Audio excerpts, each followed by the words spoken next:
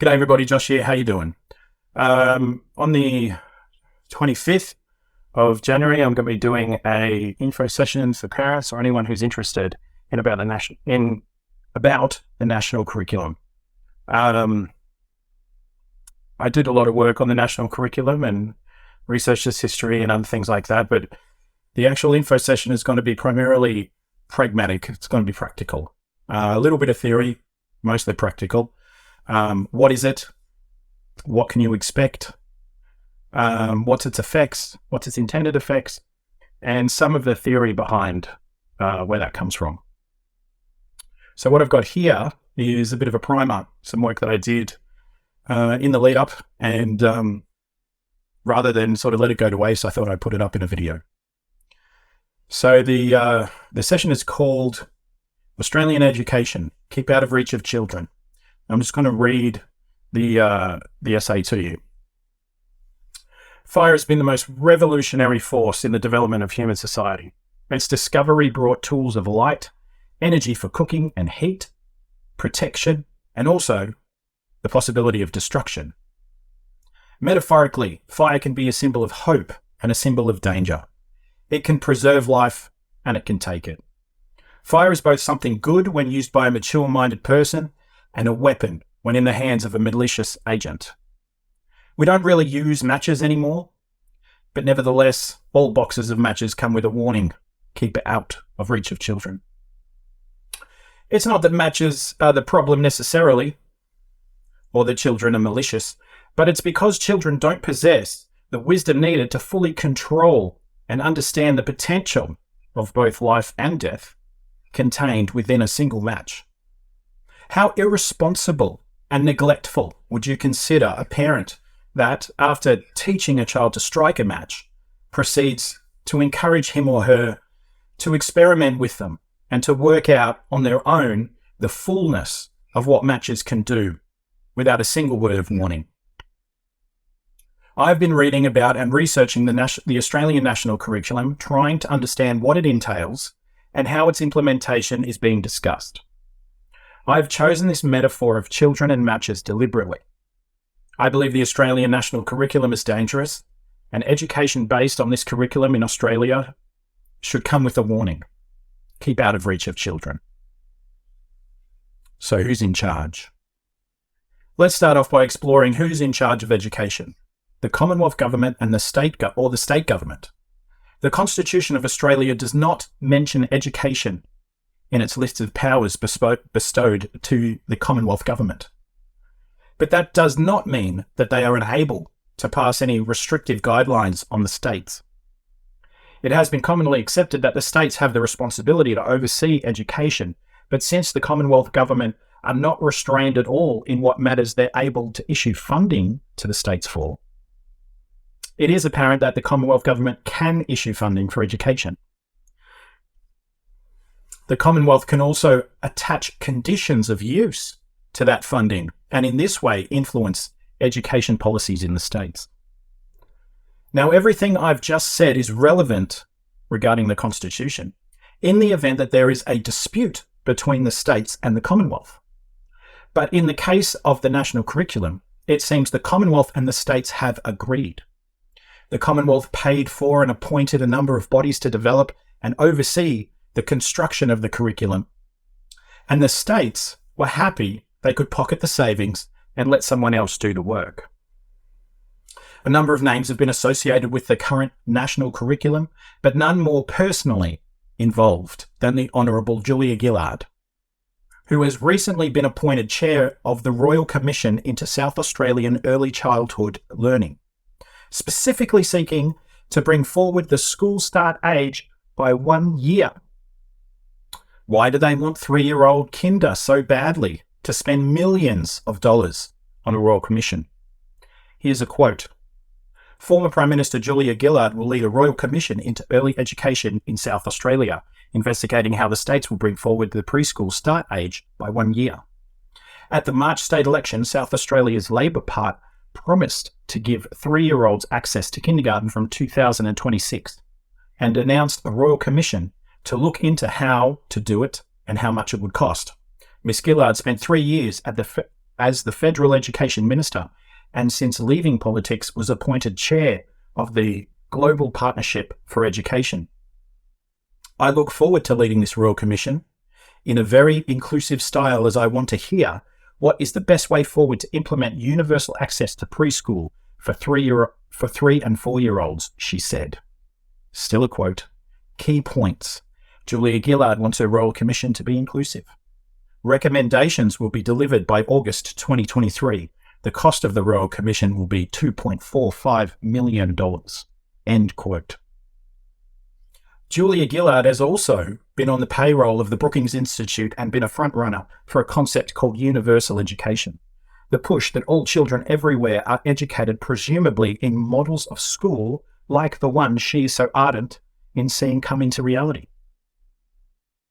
The hidden forced conformity of worldview.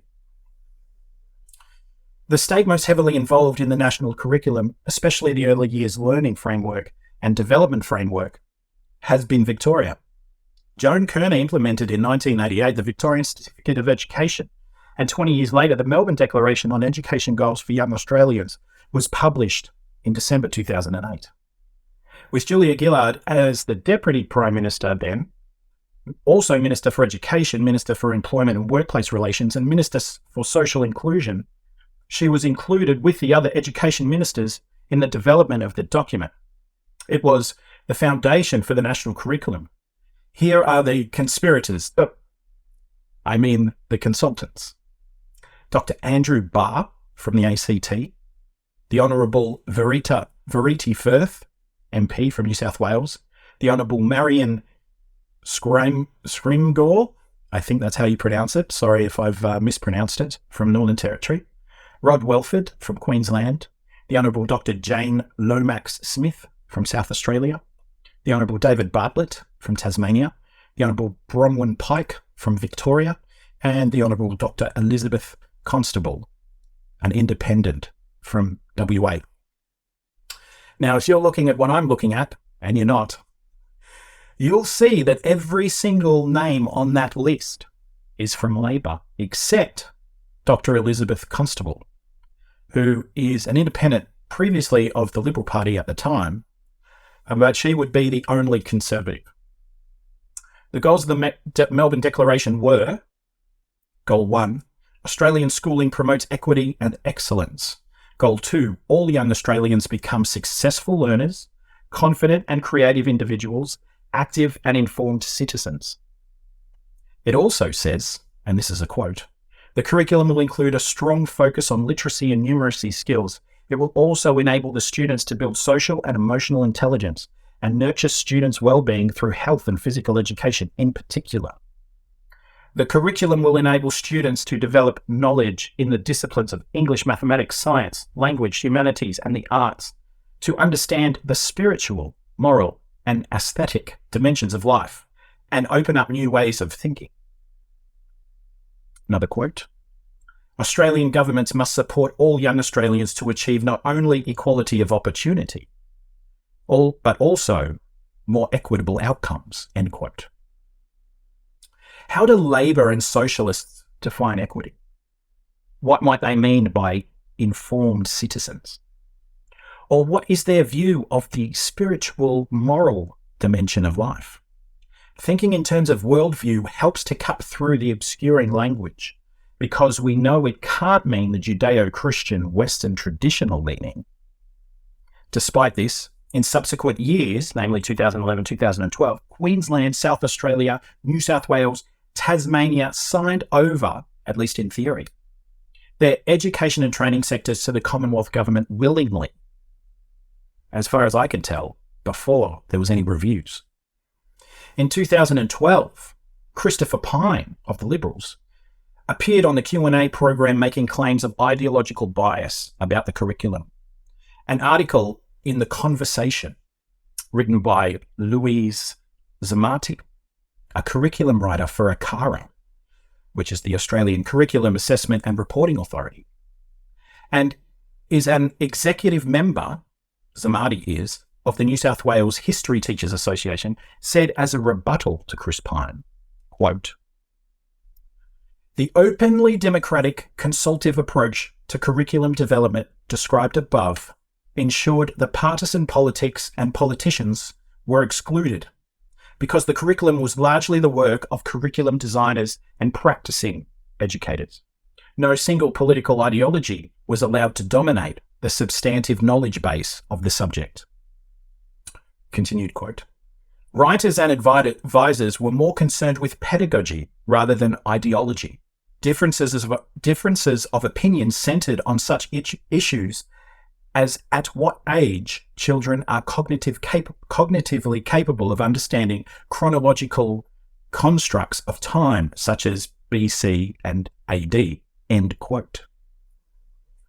This comment is completely right, and she isn't lying.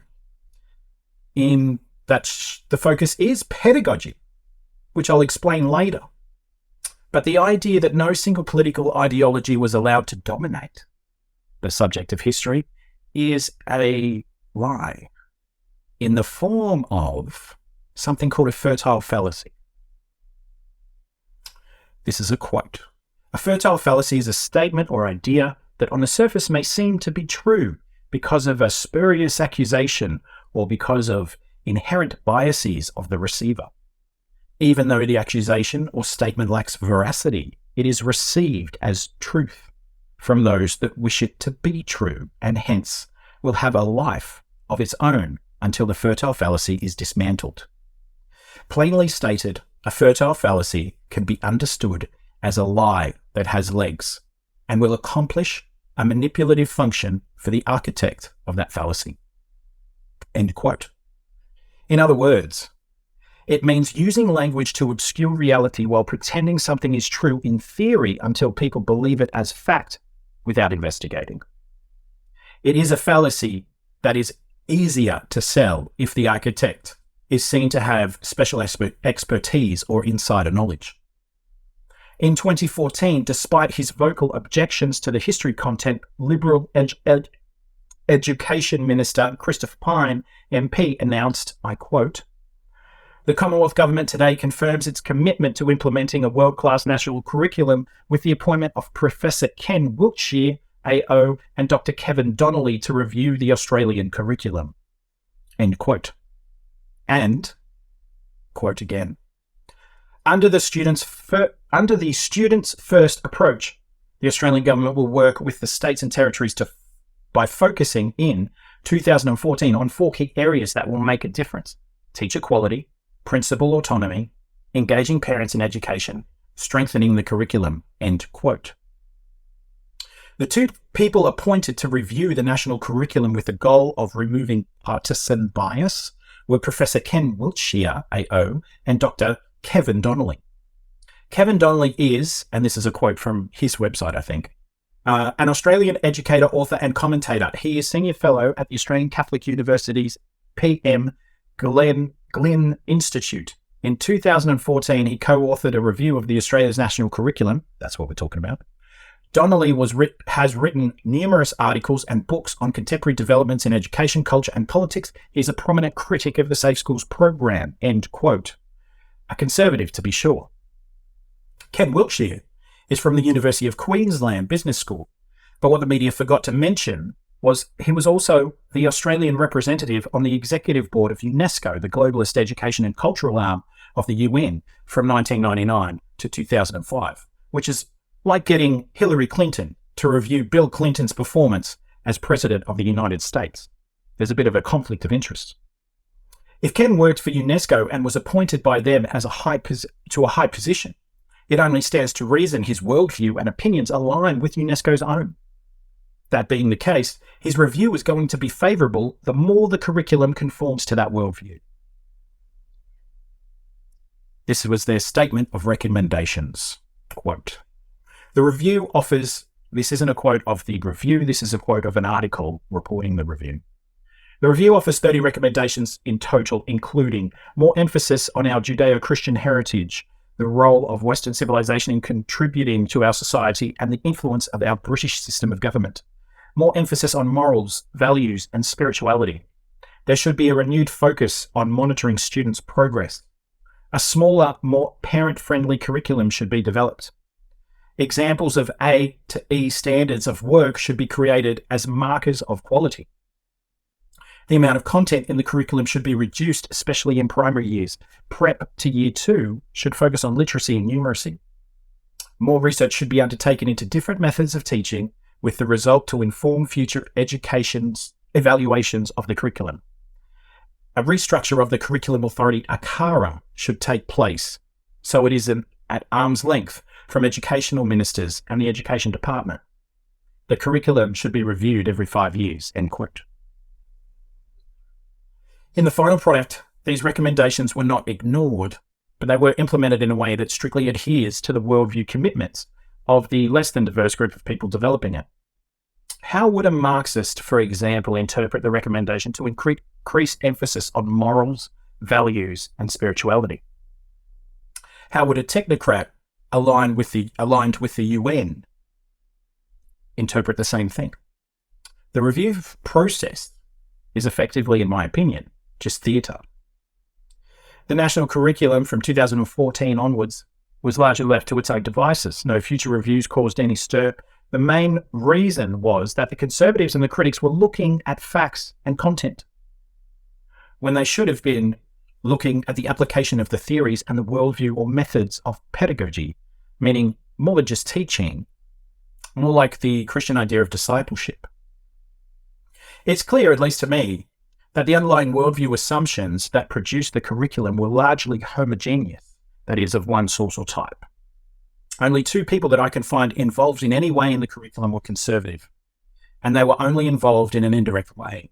Many people involved in the implementation and partnerships are American academics from lefty universities who have moved here to share in what is apparently rivers of money on the project. The national curriculum is a global work.